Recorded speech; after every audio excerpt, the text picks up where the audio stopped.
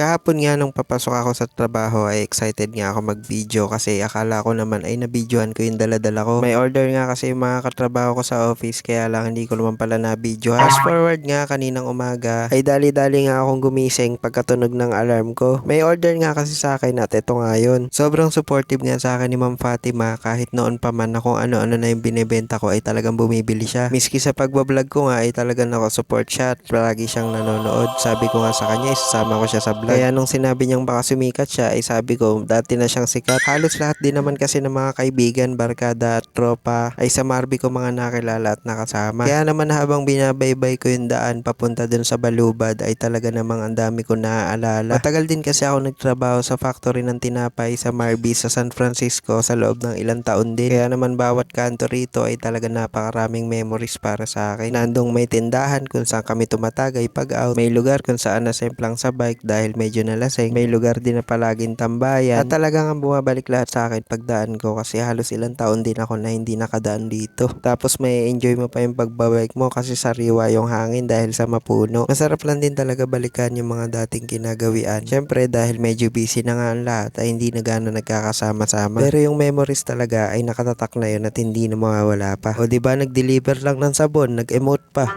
Maya nga lang ay nandito na ako sa bahay ni Ma'am Fatima. Ang sarap pa nga ng pagkakaupo niya, nakasalampak pa. Sabi niya pa baka may muta-muta pa siya kasi kagigising niya. Tapos ka-video call niya din pala yung dati naming katrabaho. Sabi ko nga kumaway muna sa camera kasi binablog ko. So ayun lang, gusto ko lang magpasalamat sa lahat ng mga sumusuporta sa akin, nanonood at bumibili ng mga dishwashing liquid. Kaya naman kung gusto niyo po umorder kahit isang peraso, sige, free delivery po yan with extra service. Uy, so yun lang guys, thank you for watching.